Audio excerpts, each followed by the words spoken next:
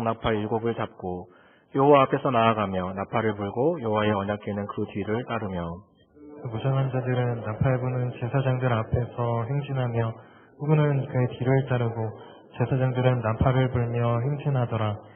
여호수아가 백성에게 명령하여 이르되 너희는 외치지 말며 너희 음성을 들리게 하지 말며 너희 입에서 아무 말도 내지 말라.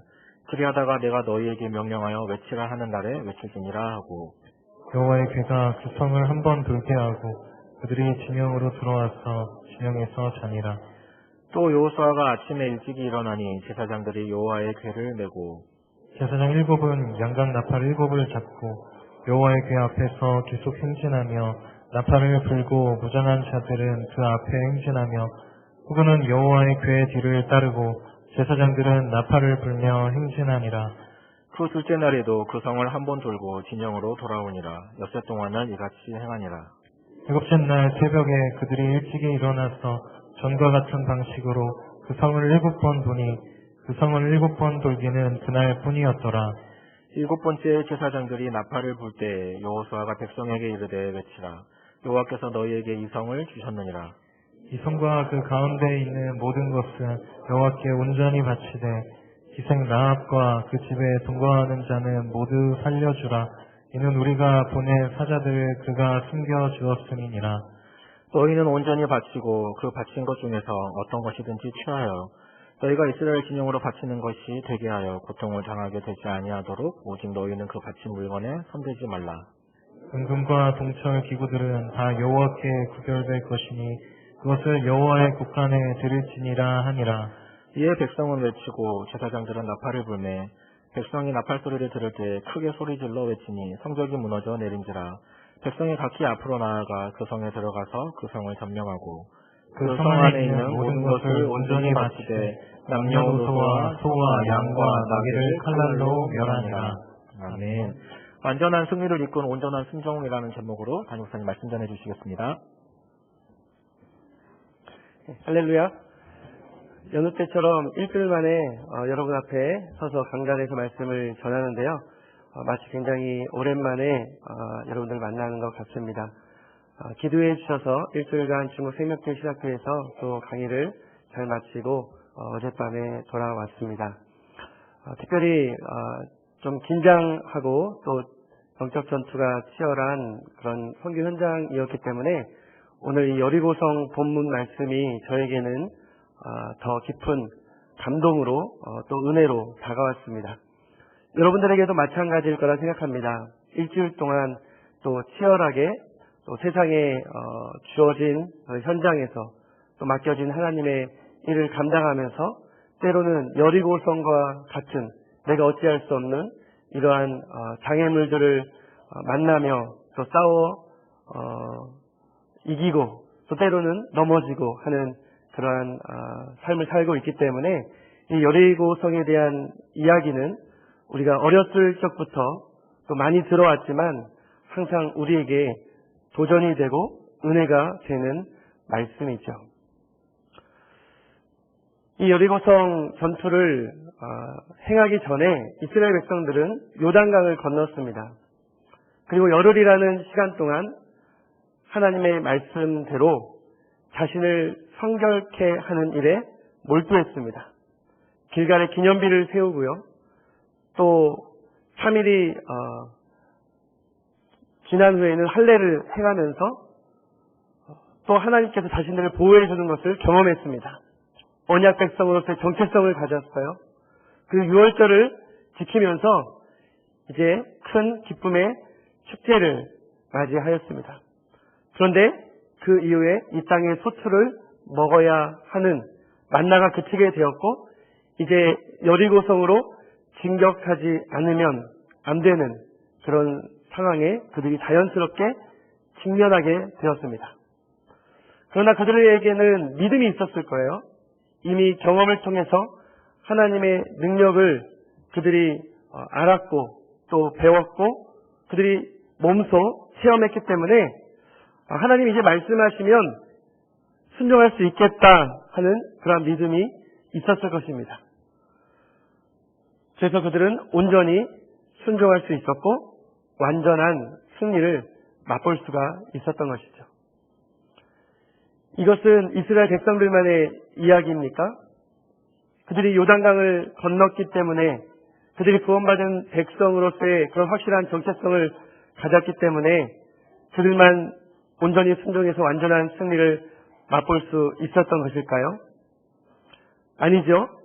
우리가 요단을 건넌다는 것, 할례를 행한다는 것, 그것이 우리에게 어떤 의미를 주고 있는지 우리는 말씀을 통해 깨달았습니다. 우리 또한 요단을 건너고 홍해를 가르는 놀라운 하나님의 기적과 역사를 경험하고 구원받은 하나님의 백성이 된 줄 믿습니다. 그렇다면 우리도 그들처럼 온전하게 순종하여 완전한 승리를 맛보게 되는 줄 믿습니다. 우리 옆 사람과 함께 이렇게 인사하겠습니다.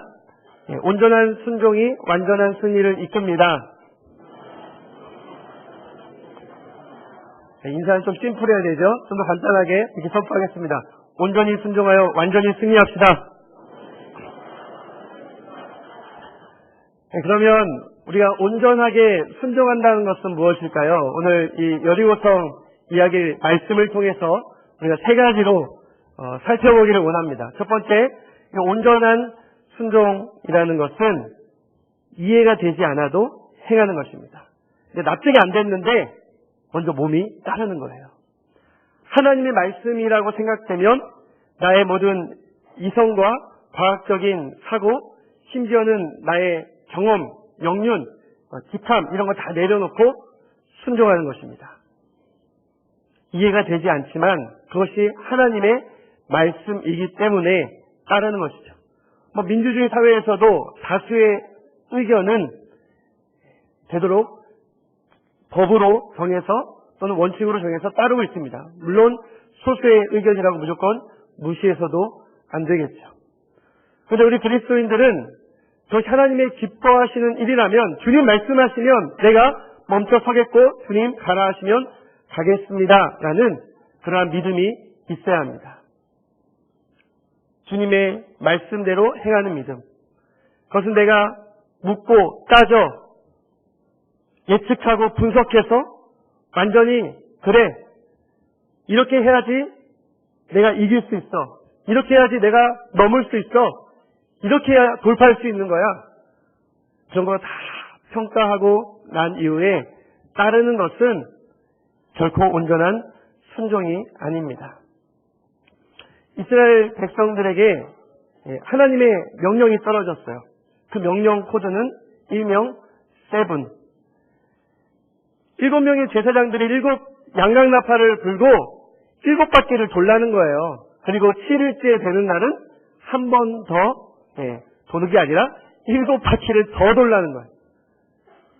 아니, 하나님 이 7자 좋아하셔서 7번째 되는 날 안식하신 거 잘 알고 있지만 하나님 왜 이렇게 7번째 또 7명 또 7바퀴 이런 걸 강조하실까? 그들 마음 가운데는 좀 의문이 생겼을 겁니다. 그러나 그들은 하나님 말씀하신 대로 순종했습니다.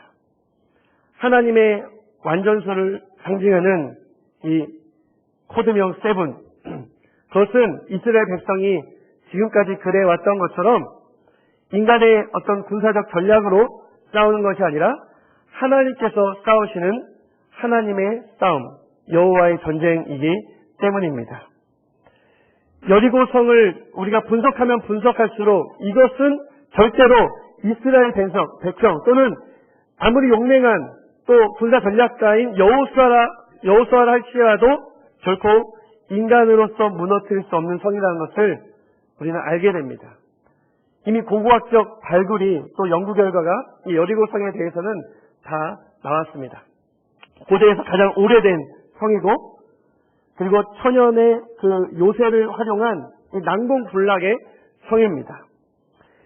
이 요단강을 건너 이 가나안 땅으로 돌아오려면 이 남쪽 동맹과 이 북쪽 동맹을 이렇게 함께 연합하지 못하도록 이 가운데를 갈라 지르는 게 중요했어요. 이 예루살렘까지 치고 올라갈 수 있는 유일한 길이 바로 이 여리고에서부터 이 예루살렘 시온산까지의 길인데 그곳은 굉장히 정사진 곳입니다. 더군다나 이 여리고성은 해발 마이너스 200 또는 심지어 400m까지 세계에서 가장 지형이 낮은 곳에 위치해 있습니다. 그러니까 이스라엘 백성들은 요단강을 건너 평야에 있긴 하지만 그곳은 너무나 낮은 곳이고 이제 예루살렘으로 계속 30km까지 뻗어 올라가는 그러한 지형 속에서 이 자연적 이치를 살려 요새화한 이 여리고성은 도무지 쳐부술래야 쳐부술 수가 없었습니다. 그게 어떻게 자연적으로 무너지면 모를까. 이것은 결코 함락시킬 수가 없는 성이었습니다. 더군다나 이 외벽과 내벽, 이 이중벽으로 되어 있고요. 굉장히 군사의 수가 많아서 또는 전략이 좋아서 또는 공성 장비가 뛰어나서 이 외벽을 타고 올라왔다 하더라도 이미 그 외벽 위에서 살이나 돌을 던지는 사람들에게 다 몰살당할 수밖에 없는 이 이중 구조였습니다. 그 폭은 4차선 도로로 되어 있을 만큼 이미 이 외벽 위에서도 싸우는 사람들이 진립이 있었기 때문에 그들 물리치는 것도 거의 불가능한 싸움이에요. 그러니까 아예 이 제국들은 또 다른 나라들은 이 성을 함락시킬 생각을 안 합니다. 그러니까 어디로 옵니까? 결코 이 요단강을 건너서 예루살렘을 치는 게 아니라 더 북쪽에서부터 왕의 길이나 또는 해변길로 이렇게 침투를 하면서 이집트까지 치고 내려가는 것이죠. 결코 옆에서 칠 수 없는 이유가 바로 이 여리고성 때문이었습니다. 이것은 더군다나 이스라엘 백성들이 이 40년간 전쟁을 치렀다 하더라도 하나의 어떤 완전한 국가 체제를 또 군사 체제를 이루지 못한 이스라엘 백성이 점령할 수 있는 성은 더더욱 아니었어요. 그런데 하나님께서 그들에게 내리신 코드명 7, 이것은 도무지 이해할 수 없는 명령이었습니다. 납득할 수 없었어요. 그러나 이스라엘 백성은 그 말씀대로 순종했습니다. 한 바퀴 돌고 그 다음 날에 또 한 바퀴 돌고 6째 날까지 매일 한 바퀴씩 돌았습니다. 그리고 7째 날 하나님 말씀하신 대로 왜 그날 하필 7바퀴 돌라 하시는지 몰랐지만 7바퀴 돌았어요. 왜 외치라 하셨는지 몰랐지만 그들은 외쳤습니다. 여러분, 우리가 이성으로 재고 따지고 계산하고 평가하고 분석하고 예측하면 우리가 생각하는 것만큼 대비할 수 있습니다. 그건 사실이에요. 그래서 이성을 완전히 무시하라는 거 아닙니다. 이 이성도 이 지식도 우리의 경험도 하나님께서 주시는 선물인 줄 믿습니다. 오늘 우리가 태풍 오는 거 이미 일기예보를 통해서 들었잖아요. 그래서 오늘 같은 날 우리가 태풍 불어 닥치면 대비해야죠. 오늘 오전에 보니까 저희 성도들 아무도 해당되는 분이 없기를 바라는데 저 제1평화시장에서 이렇게 불이 나서 교통의 혼잡하니 좀 그곳을 우회해서 오라는 문자를 저도 받았습니다. 그러면 그 예측한 대로 우리는 또한 따르기도 합니다. 그러나 우리 그리스도인들은 예측 불가하는 거, 우리 이성으로 판단이 안 되는 거, 우리의 힘으로는 도저히 이겨낼 수 없고 극복할 수 없는 여리고성과 같은 그러한 천연의 요새와 같은 장애물이 우리 앞에 서 있을 때 그때 어떡하시냐 하는 거죠. 포기하겠습니까? 주저앉겠습니까? 다시 요단강 건너 애국으로 가겠습니까? 그때는 우리가 아무리 분석하고 평가하고 예측하고 재고 따져도 소용이 없습니다. 이해가 가지 않아도 납득이 가지 않아도 때로는 우리가 성도라면 또 우리가 교회에서 신앙생활을 한다라고 한다면 주님의 이 신비로운 몸된 교회를 섬긴다고 한다면 우리 이성으로 도무지 예측할 수 없는 하나님을 우리가 경배하고 예배하는 하나님의 참 백성이라고 한다면 우리는 때로는 이해되지 않아도 순종해야 할 것입니다. 이해되지 않아도 순종할 때에 이해되지 않아도 순종할 때에 이해할 수 없는 놀라운 하나님의 능력과 은혜를 경험하게 되는 줄 믿습니다. 우리가 이 성전 건축하기 전에 이러한 성전에서 이렇게 마음껏 은혜롭게 감사함으로 기뻐하며 예배 드릴 거라고 그렇게 쉽게 예측할 수 없었습니다. 그 당시 성전을 건축한다는 것은 이해할 수 없는 일이었어요. 50년 수건 사업이긴 했지만 그동안 일부 이 교육청 땅인 이 명신초등학교 땅을 저희가 차지하고 썼거든요. 그런데 공식적으로 우리 등기를 이전해서 그 부지 위에 건축을 하려면 50년간의 벌금을 다 내야 돼요. 그 벌금조차 낼 돈이 없었습니다. 건축 부지는 말할 것도 없었고 이 건축 비용은 상상도 못하는 일이었어요. 그런데 그 당시 담임 목사님이신 우리 유병수 원로 목사님과 우리 모든 성도님들이 그 이해할 수 없는 일에 순종했습니다. 순종함으로 지금의 축복을 누리고 있는 줄 믿습니다. 니에미아 프로젝트도 마찬가지예요. 이해가 안 가요. 아니, 아직도 부채가 남아있는데, 잘 들리는데, 잘 보이는데, 왜 미디어를 교체하려고 하십니까? 5년 전에 제가 그랬어요. 우리 장로님들이 너무나 노후가 됐고, 또 수동이라서 이게 좀 한계에 부딪히고 있습니다. 이제 우리가 준비를 해야 됩니다. 미디어 교체를 이제 시급하게 준비하고 시공을 해야 됩니다. 말씀하셨을 때, 장로님들 무슨 말씀이세요? 돈이 어딨어요? 부채 갚아야죠. 그런데 때가 되었을 때 5년이면 뭐 부채를 많이 갚을 수 있을지 알았어요. 그런데 그런 게 아니더라고요. 이 건축 부채는 물론 우리가 헌금도 해야 되지만 이것은 이제 우리의 영역이 아닙니다. 하나님의 영역이에요. 그것을 제가 깨달았어요. 그래서 열심히 모아서 건축 부채 갚는데 별로 그렇게 집중하지 않았습니다. 구제하고 선교하고 또 다음 세대 교육하고 지금까지 우리 선세대들이 열심히 하려고 한 것을 저도 뒤처지지 않으려고 아니 더 열심히 하려고 노력하다 보니까 5년간 하나도 갚지를 못했어요. 그런데 또 미디어는 정말로 교체해야 될 시기가 왔습니다. 그렇다면 누구 말이 맞았던 거예요? 장로님들 말이 맞았던 것이죠. 그때 제가 장로님께 말씀드렸습니다. 이 부채 갚는 것은 우리가 할 일은 아닌 것 같습니다. 그런데 하나님께서 마치 여리고성 무너뜨리듯 이 부채를 좀 상감시켜 주신다면 우리는 느헤미야와 이스라엘 백성들이 이 성벽 쌓은 것처럼 이 미디어 교체는 우리가 한번 쌓으면서 교체해 봅시다. 우리 장로님들이 그러니까 목사님 제가 뭐라고 했어요? 이런 말씀 하시지 않았습니다. 다 찬성하셨고 순종하셨어요. 그리고 위원회를 2개로 나눠서 여리고성을 무너뜨리는 이 부지매매위원회 그리고 이 미디어 성벽을 쌓는 또 느헤미야 미디어 성벽위원회로 우리 장로님들 장의원을 양분했습니다. 부지매매위원회에서 보고를 하는 거예요. 목사님 여전히 이게 쉽지가 않습니다. 이거 알아봤더니 막 그림을 그리면서 보여주는데 이 앞에 땅은 이 등기가 복잡하게 얽혀 있어서 4, 5평밖에 안 되는 땅인데 주인이 4, 5명이에요. 그리고 이 옆에 땅은 절대로 팔지 않는다고 합니다. 우리 17평밖에 안 되는 땅인데 그것만 이게 팔려니까 이게 거의 죽은 땅과도 같은 게 돼버렸어요. 그렇다고 이 앞에와 이 옆에 주인들 다 설득하려니까 이 비용도 만만치가 않고요. 또 나중에 그거에 팔린다라는 보장도 없죠. 어떻게 하겠어요? 이건 하나님이 무너뜨려 줘야 되는 하나님의 영역입니다라고 올려드렸습니다.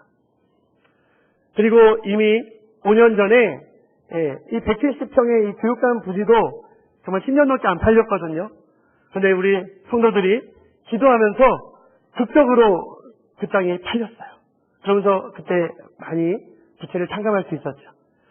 이번에는 정말 팔기를 어찌 보면 포기했던 그런 땅이지만 우리 장로님들이 함께 믿음을 갖게 되었고 또 우리 성도들에게 그 사실을 알렸습니다. 땅 파는 것은 하나님의 영역이니까 우리는 열심히 미디어 성벽을 쌓읍시다. 느헤미야 프로젝트라는 것으로 명해서 우리 지난 3월에 느헤미야 프로젝트 선포식도 가졌습니다. 그리고 한 달, 두 달이 지나면서 많은 분들이 동참하게 됐고요. 주민센터에서 저를 방문했어요. 새로운 동장님이 인사한다고 오셨는데 저에게 한마디를 하더라고요. 목사님, 저 수인교회 이 17평짜리 건물 그거 흉가처럼 돼서 민원들이 너무나도 많이 들어오고 있어요. 제발 좀 그것 좀 철거 좀 해주세요 하는데 더 두려움이 생겼습니다. 그리고 우리 위원들을 더 독촉했죠. 더 기도하셔야죠. 좀 부동산 좀 더 알아보셔야죠. 그 성도들에게 더욱더 선포하고 기도를 요청했습니다. 어떻게 여리고성이 무너졌습니까? 아멘. 부동산에서 연락이 왔어요. 수인교회에서 특별 기도하나 봐요. 4월 중에 계약을 할 수 있었고요. 너무나도 신기했습니다. 야, 이거 되는구나. 기도하니까 되는구나. 하나님이 하시는구나. 그런데 인간적인 계산도 생겨났어요. 이제 잔금을 치르는 8월달이 됐는데 우리가 쌓아야 할 성적의 개수는 아직 멀었어요. 그러니까 어떤 생각이 들어요? 야, 이거 굳이 잔금으로 성적 쌓아야겠다. 이런 계산이 드는 거예요. 장애를 열었습니다. 우리 장로님들은 우리가 처음 목적하고 그 취지대로 하나님이 하셨으니까 이 미디어 성벽은 우리가 쌓아야 합니다. 장로님들이 그렇게 믿음의 본을 보여주셨고 또 저도 기쁨으로 그렇게 하기로 또 결의를 같이 했습니다. 사랑하는 성도 여러분, 하나님의 일을 하나님이 하셨다라면 우리의 일은 누가 해야 됩니까? 별로 순종하기 싫으시죠? 그럼 우리가 해야 돼요. 아멘? 충분히 우리 이 성전까지도 건축했는데 충분히 할 수 있는 일은 하나님이 다 하세요라고 핑계대는 것은 불신앙입니다. 저는 그렇게 생각해요. 여러분들 이 작전카드 받아서 왜 하필 지금 주는 거야? 처음부터 주지? 이해되지 않는 게 많이 있을 거예요. 무조건 묻지도 따지지 말고 순종하세요. 이렇게 말씀드리는 건 아닙니다. 우리가 이제 시공업체 19업체가 신청을 했어요. 그중에서 한 업체를 이제 선정을 해야 됩니다. 우리 위원회들이 위원장을 중심으로 잘 선정을 하겠지만 또 우리가 해야 될 일은 함께 기도하면서 그 일에 동참해야 돼요. 작정한 것을 최종 목표 쌓을 수 있는 그러한 능력치를 우리가 본 이후에 그 다음에 또 하나님께 맡길 것은 또 맡겨야겠죠. 또 은행에 우리가 부탁할 것을 부탁해야겠죠. 사랑하는 성도 여러분, 이처럼 우리가 지금까지 신앙생활하면서 우리가 평생 이 세상을 살아오면서 사실 우리의 예측과 우리의 이성과 우리의 판단과 우리의 계산으로 지금까지 뭐 잘 해온 거 있습니까? 아무것도 없어요. 내가 예상한 대로 내가 진행하면 다 될 줄 알았지만 그때마다 우리 넘어지지 않았습니까? 그때마다 주저앉지 않았어요? 그러나 그때마다 우리가 하나님 앞에 기도하며 또한 순종하며 나아갈 때에 하나님께서는 그 모든 것들을 행해 주셨습니다. 문제는 우리가 망각하고 있다는 것이죠. 그 은혜를 기억하지 못하고 있다는 것입니다. 죄로 인해 죽을 수밖에 없는 우리를 구원해 주신 그 능력만큼 놀라운 기적을 우리가 무엇이라 말할 수 있겠습니까? 그러나 우리는 매 순간 내가 측량하려 합니다. 내가 예측하려고 하여 내가 전략을 짜려고 합니다. 그때 하나님께서 여호수아에게 뭐라고 하셨습니까? 내 발에서 신을 벗으라고 말씀을 하셨죠. 사랑하는 성도 여러분, 이해할 수 없고 예측할 수 없는 하나님의 놀라운 은혜와 능력을 경험하시기를 원하십니까? 그렇다면 하나님께 믿고 순종함으로 주님께 모든 걸 맡기시길 바랍니다. 내가 할 수 있는 일은 하나님 앞에 우리가 결심한 대로 하나님이 감동 주시는 대로 최선을 다해 순종하시기를 주님의 이름으로 축원합니다. 두 번째, 온전한 순종이라는 것은 끝까지 행하는 거예요. 우리 20절 말씀 한번 읽어볼까요? 20절 말씀입니다. 이에 백성은 외치고 제사장들은 나팔을 불매 백성이 나팔 소리를 들을 때에 크게 소리질러 외치니 성벽이 무너져 내린지라. 백성이 각기 앞으로 나아가 그 성에 들어가서 그 성을 점령하고. 이 성벽이 무너진 때는 언제입니까? 백성들이 외칠 때였죠. 백성들이 언제 외쳤습니까? 아무 때나 외쳤나요? 아니요. 마지막 순간에, 끝에, 그들이 끝까지 순종한 이후에 외쳐야 될 때, 그때 함께 외쳤습니다. 여러분, 누구나 처음에는 예 하고 순종하기는 쉽습니다. 자기에게 어떤 의욕이 생겨났을 때, 소위 어떤 느낌 왔을 때, 삘 받았을 때, 우리가 신앙 용어로 말하면 어떤 성령 충만할 때 하나님이 나를 부르신 어떤 소명이 느껴질 때 그때 팔 걷어 붙이고 우리가 끼어들고 달려가기는 쉽습니다. 누구나 그건 다 하는 것 같아요. 그런데 정말 어려운 것은 무엇입니까? 끝까지 가는 것입니다. 끝까지 그 사명을 감당하고 끝까지 순종하는 것은 너무도 어려워요. 저도 지금 도중에 그 여정 가운데 있기 때문에 저는 그 끝까지 사명을 감당한다는 것이 무엇인지 잘 모릅니다. 다만 그런 분들이 존경스러울 따름입니다. 끝까지 자기의 직분 감당한 우리 은퇴하신 장로님들, 우리 권사님들, 그래도 끝이 아니에요. 여전히 기도하시고 여전히 본을 보이시고 끝까지 이 어려운 목회 사명 감당하신 우리 원로 목사님과 우리 한국교회 우리 원로들, 은퇴하신 목사님들 그 자체만으로도 전 너무나도 존경스럽습니다. 그들의 영적인 마음, 이 상태를 잘 관리하였고 건강도 잘 관리하였고 교우와의 관계도 잘 관리하였고 또 본을 보였고 그렇게 끝까지 앞장서서 특별히 아름다운 뒷모습을 보이신 우리 어르신들을 보면 저는 너무나도 감동이 되는 거예요. 여러분, 한 바퀴 돌기는 쉬워요. 처음에 하나님 돌라 하셨을 때 한 바퀴는 그냥 룰루랄라 돌았을 거예요. 야, 이제 7일째 되면 엄청난 일이 일어나겠구나. 그런 기대감 가졌을 거예요. 근데 막상 그들이 3바퀴, 5바퀴, 6바퀴, 그리고 7째 날에 또 6바퀴를 돌았을 때 이거 뭐야? 이거 뭐 하자는 거지? 여러 가지 회의가 들었을 거예요. 그런데 오늘 말씀에 그 한 사람도 도중에 포기했다는 사람이 없습니다. 모두 다 함께 끝까지 갔다라는 거예요. 사랑하는 성도 여러분, 우리 끝까지 갑시다. 우리 중에 낙오한 사람이 한 사람도 없기를 바랍니다. 어떤 일 때문에 믿음이 없어서 또는 어떤 부담 때문에 어떤 세상의 질병이나 유혹 때문에 도중에 낙마하는 신앙에서 이 여정에서 탈락하는 성도들이 정말 한 분도 없기를 주님의 이름으로 축원합니다. 끝까지 해가는 것은 그만큼 어려운 것이고 또 어려운 것을 행한 것이기 때문에 아름다운 것입니다. 저는 이번에 세상에서 가장 아름다운 졸업식에 참여했어요. 총신대학교 졸업생이거든요. 또 세계에서 가장 큰 신학교라고 하는 미국 사우스 웨스턴 졸업생이거든요. 그런데 이번에 너무나도 어찌 보면 인간적으로 작은 졸업식일 수 있어요. 20여 명 모여서 그것도 가정집에서 조촐하게 했으니까요. 그러나 저는 이 졸업식만큼 그 어느 졸업식도 아름답고 감동적인 졸업식이 없었어요. 왜 그런지 아십니까? 이 3분의 졸업생들을 보니까 이것은 도무지 감당할 수 없는 정말 이 졸업하는 것 자체가 사명이더라고요.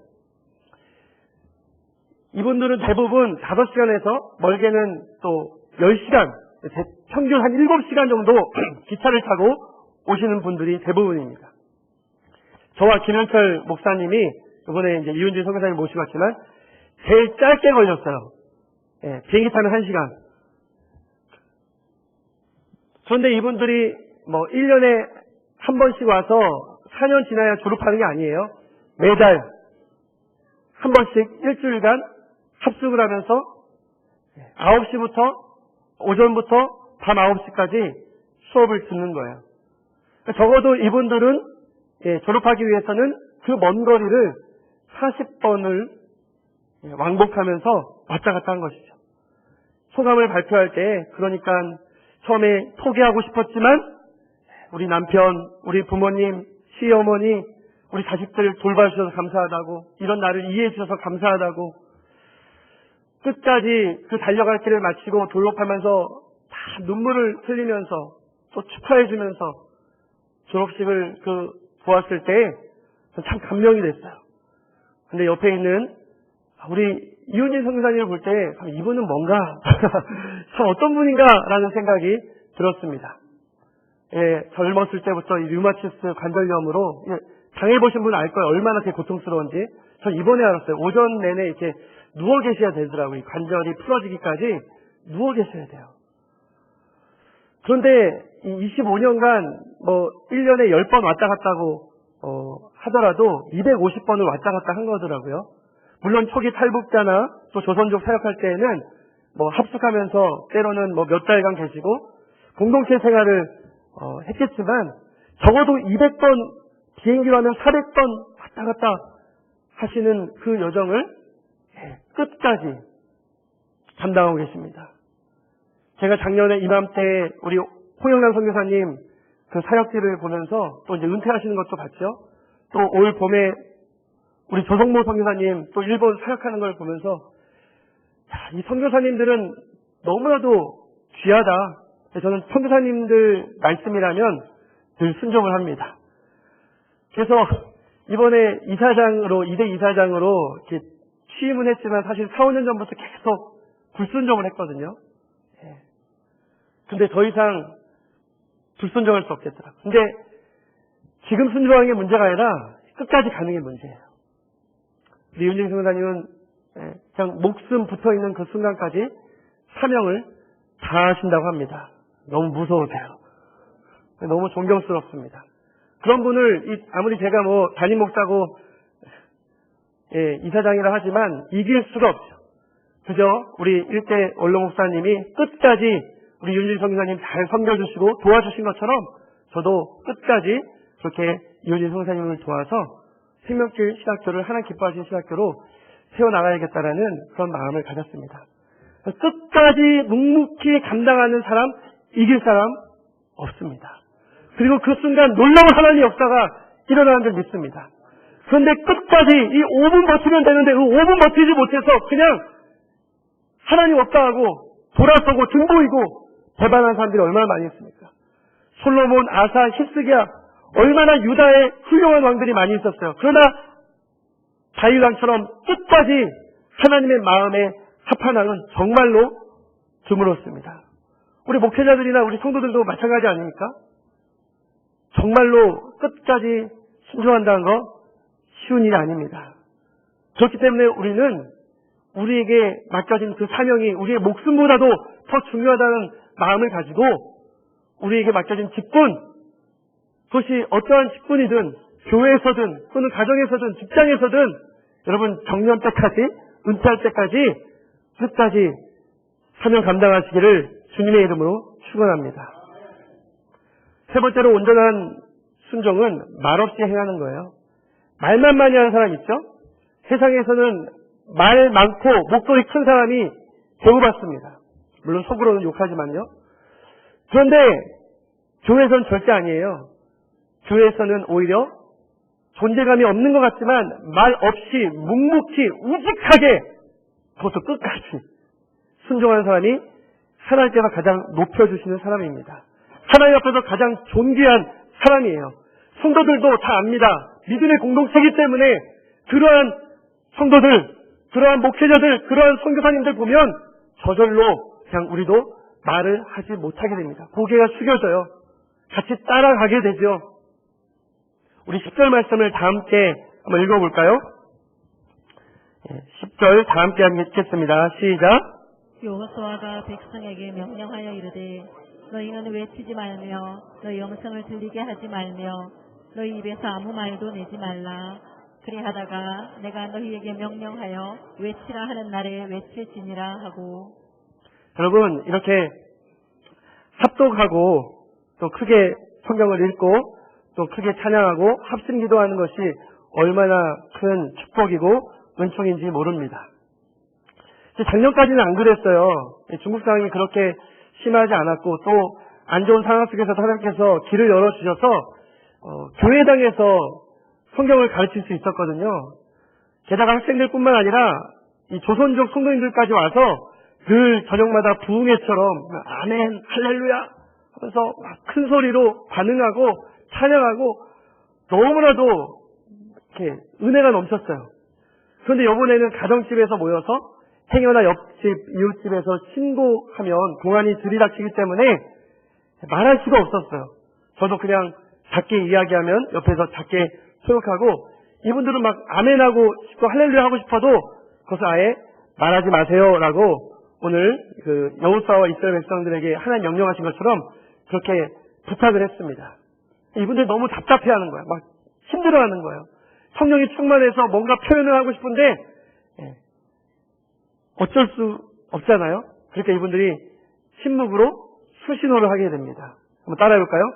아멘, 아멘, 할렐루야. 이게 순종하라는 설교를 하는데도 순종 안 하는 분들이 있어요. 그리고 박수 칠 때는 이렇게 치는 거예요. 박수 치면서. 이 수신호를 하는데 은혜가 너무 됩니다.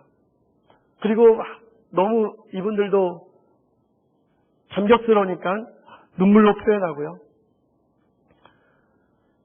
말 없이 침묵하는 가운데서도 하나님의 임재가 있었어요. 하나님이 영광 받으셨습니다. 그러다가 이 마지막 졸업식 때는 이분들이 너무 막 말을 하고 싶었는지 그냥 에라 모르겠다 그래서 큰 소리로 찬양하고 큰 소리로 또 말씀 전하고 그런 축제와 같은 예배로 또 마무리를 했고요. 끝나자마자 또 김현철 목사님과 제가 또 잘 빠져나올 수가 있었습니다. 참 이처럼 우리가 말없이 순종한다는 거 쉬운 일 아닙니다. 그러나 우리가 말 없이 침묵 가운데 순종할 때 또한 하나님께서 임재하시고 하나님께서 역사하십니다. 여러분 우리 사랑하는 권사님들 중에 저 금요일만 되면 아침에 또 다니엘 기도하시고 또 말없이 부엌에서 나무를 다듬고 야채를 써시는 분들이 있어요. 끝까지 순종하고 또 말없이 그 부엌의 자리에서 눈에 보이지 않는데 누가 알아주지 않는데 그렇게 순종하시는 거예요.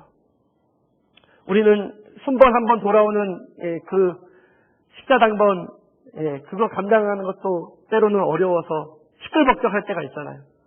그런데도 정말로 많은 분들이 말없이 순종해 주시고 또 말없이 자기 당번도 아닌데 우리 시무권사님들 또 우리 목자들이 다른 목장들 특별히 좀 연약한 목장들 있으면 칼 걷어붙이고 말없이 부엌에서 봉사하십니다.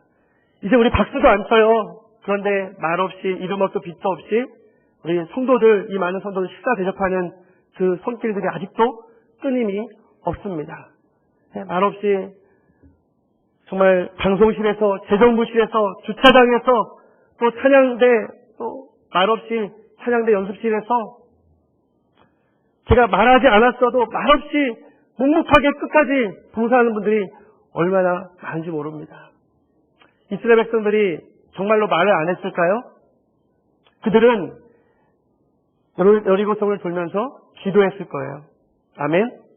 마음으로 하나님을 높였을 것입니다. 아마 하나님께서 이 말하지 말라는 말씀을 안 하셨다면 한두 바퀴 돌다가 네다섯 바퀴 돌 때쯤에는 불평이 막 생겨나지 않았을까요? 아니 뭐 하는 거야? 도대체 뭐 하는 거지? 이거 정말 이래서 무너질까? 아유 모르겠다. 다 앉아 내가 책임질게.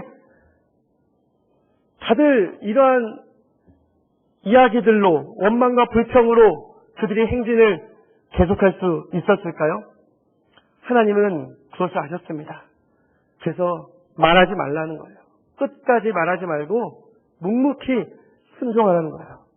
그리고 마지막 순간 일곱째 날에 일곱 바퀴를 돌고 나팔이 불 때 그때 너희들 외치라 말씀하셨습니다.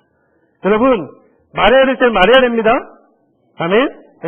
이럴 때 여러분 아멘 하셔야 돼요. 할렐루야 우리가 찬양하고 합심 기도하고 우리가 또한 목장에서 나누고 또 우리가 서로 간증하고 하나님 행하신 것들을 선포하고 예수 그리스도의 그 생생한 복음을 선포하고 우리가 말해야 될 때는 말해야 됩니다. 소통해야 돼요. 그러나 우리가 언제 말하고 언제 말하지 말아야 될지 그것을 잘 분별해야 된다는 것입니다. 하나님께서는 온전한 순종을 이렇게 보십니다. 이해가지 않아도 행하는 것, 끝까지 행하는 것, 말없이 묵묵히 행하는 것. 그러나 하나님이 말씀하라 하실 때에는 내가 담대하게 외치는 것. 그때 하나님이 역사하시는 것이죠. 사랑하는 성도 여러분, 이러한 순종을 우리에게 보여주신 분이 누굽니까? 온전한 순종의 아마 선조는 이삭이라 말할 수 있을 거예요. 말없이 묵묵히 끝까지 아버지가 내리치는 그 순간에도 그는 순종해서 번제물로 누워 있었어요. 아빠 왜 이래요? 뭐 때문에 나한테 이 번제물을 가져가라는 거예요? 따지지 않았습니다. 묵묵히 올라갔고 묵묵히 제단 위에 누웠습니다. 그 이상은 누구를 보여주나요? 온전히 순종함으로 완전한 승리를 우리에게 보여주신 예수님을 말해주고 있습니다. 그 잔을 피하고 싶었어요. 그러나 하나님의 말씀이고 하나님의 뜻이었기 때문에 그 고통의 쓴 잔을 끝까지 마셨습니다. 물과 피를 다 쏟으시고 십자가에서 자기 자신을 완전히 내어주시면서 다 이루었다. 끝까지 꼭 필요한 7마디만 하시면서 누구를 원망하지도 않았습니다. 오히려 그들을 위해서 기도하시고 우리를 위해서 그 위대한 구속사역을 완성하셨습니다. 사랑하는 성도 여러분, 우리의 순종은 어떠합니까? 오늘 이스라엘 백성이 우리에게 보여준 그 순종의 모습이 우리에게는 얼마나 보여줍니까? 예수 그리스도께서 그 온전한 순종 뒤에 너희도 자기를 부인하고 십자가를 지고 나를 따르라 하셨는데 그 조그만 일에도 우리가 계산하지 않습니까? 분석하지 않아요? 수요일날 양육학교 시간 없는데 그냥 제자훈련까지 받으면 됐지. 우리 목장 식구들 중에는 시간이 없는데 내가 잘 가르치면 되지. 이 사소한 것조차 우리가 순종하지 못한다면 아멘하는 것 이것조차도 우리가 잘 순종하지 못한다면 하나님의 그 위대한 일은 우리가 어떻게 해갈 수가 있겠습니까? 열방을 향해 선교사를 파송하고 수산에 있는 그 백성들에게 하나님의 말씀을 선포하는 이러한 기치는 멋들어지지만 우리가 작은 일에 순종하지 못하고 그 모든 것들을 머리로 계산하고 따지고 항상 부정적인 생각과 말을 내뱉는다면 우리가 어떻게 하나님의 그 위대하고 놀라운 일을 경험할 수가 있겠습니까? 하나님께서는 우리가 생각한 만큼, 우리가 말한 만큼, 우리가 분석한 만큼 그렇게 우리에게 축복해 주실 수 있을 것입니다. 그러나 만일 우리가 이해할 수 없어도 우리가 묵묵히 끝까지 말하지 않고 하나님의 말씀에 순종한다면 우리는 이루 말로 표현할 수 없는, 이해할 수 없는 놀라운 하나님의 은혜와 축복을 우리가 마지막 순간까지 이 세상에서나 또한 하늘나라에서나 그 은총과 축복을 누리게 될 줄 믿습니다. 우리 이 시간 그러한 믿음으로 순종하겠습니다라는 마음을 담아서 함께 찬양하기 원합니다. 이 찬양은 그들 앞을 홍해가 가로막혀 있었을 때 하나님께서 하신 말씀입니다. 너희는 가만히 있어 내가 하나님됨 알지어다. 홍해와 같은 그 여리고성을 무너뜨린 이스라엘 백성의 그 온전한 믿음을 다시 한번 기억하면서 우리 함께 찬양하겠습니다. 하나님은 우리의 피난처가 되시며 하나님은 우리의 피난처가 되시며 가난 중에 우리의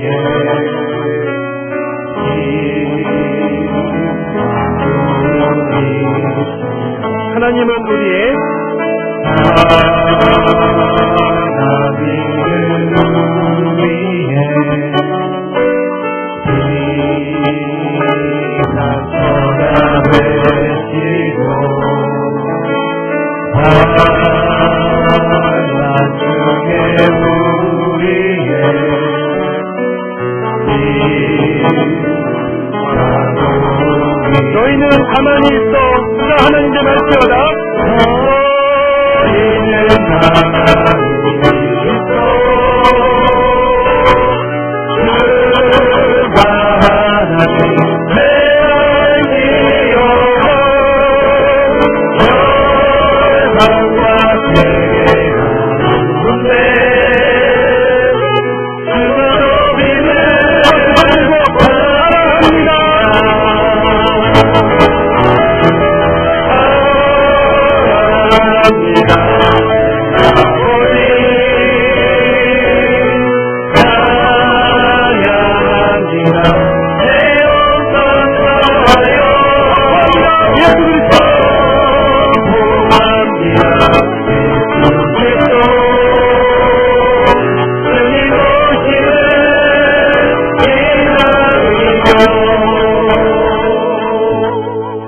하나님 아버지 감사합니다. 주님 오심을 기다리며 우리가 주님 앞에 설 때까지 우리가 온전한 순종으로 완전한 승리를 맛보기를 소원합니다. 사랑의 하나님 아버지, 우리 맡겨진 일에 이해가 되지 않아도 말없이 그리고 끝까지 순종하는 마음을 우리에게 주시옵소서. 그러한 믿음으로 승리하게 하여 주시옵소서.